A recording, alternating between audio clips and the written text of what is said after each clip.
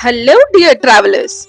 Today, I'll take you on the first part of a spiritual journey to the sacred land of Ganagapur, the revered seat of Lord Dattatreya's second avatar, Sri Narasimha Saraswati Swami. This isn't just a trip, it's a sacred experience. We started from Hyderabad at 6:30 am in the morning, fresh faced, slightly sleepy, but very excited. Our destination was about 5 to 6 hours away, and our playlist was ready. Ganagapura is a kshetra associated with Sri Narasimha Saraswati Swami, the second incarnation of Dattatreya. According to the book Sri Guru Charitra, he promised that he would abide forever at Ganagapura. In the morning, he would bathe at the confluence of the Bhima Amarja rivers. At midday, he would go through the village asking for bhiksha and accept puja offerings in the form of Nirguna Paduka at the temple. Devotees believe that they can experience the living presence of Sri Narasimha Saraswati Swami and be freed from sins and granted wishes. By 11:45 am, hunger hit us hard, and like divine intervention, bam, we found Udupi Upahar in Kalaburgi. Oh my god, the crispy dosas, soft idlis, and that magical bisibela bath, pure bliss. The taste activated our taste buds, and strong filter coffee gave us the perfect mid-journey fuel. Highly recommend this stop if you're ever on this route. By 1:30 pm, we reached Ganagapur. The air had changed, calmer, purer, heavier with devotion. Lodging options here are plenty. Near the bus stop, you'll find lodges and dharmashalas ranging from 500 rupees to 3000 rupees. Basic rooms, AC options, family-friendly ones. Pick what suits your vibe. We had already booked our room at Avadhuta Ashram, located 3 kilometers away from the bus stop, right by the riverside. We contacted them via WhatsApp, paid the advance, and they confirmed our room. Super smooth. The ashram has 2-bedded and 4-bedded rooms, both AC and non-AC. They also have dorms for group stays. Meals are provided and there is ample parking. There are steps leading to the river inside the ashram. Now, before doing anything in Ganagapur, you must know the 3 sacred acts every devotee is encouraged to do. Firstly, take a bath at Sangam. Secondly, do Guru Charitra Parayana.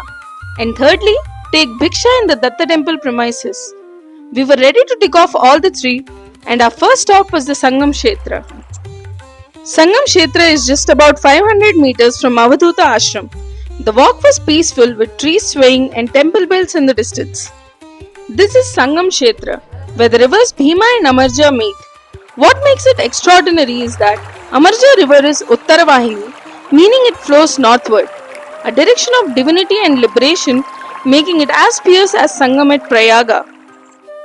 Long ago, before the churning of ocean for Amrit, a demon named Jalandhara created havoc. The Devatas prayed to Lord Shiva, who gave them a pot of divine water to revive the slain Devatas by sprinkling it on them. But then the pot fell, and thus was born the Amarja river, a river of life, a river of liberation. After bathing in the Sangam, it is customary to collect the sacred water in a bottle or a pot and pour it at the roots of the Audambara Vriksham nearby.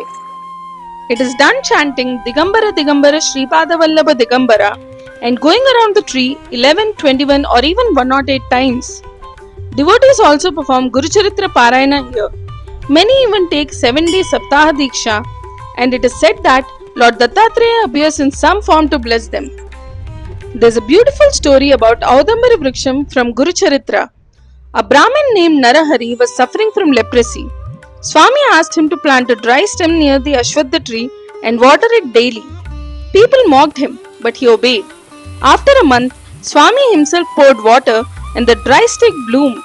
Narahari was healed. Out of gratitude, Narahari composed Divine Nrsimha Saraswati Ashtakam, ending each verse with Vandayami Nrsimha Saraswati Shapahima.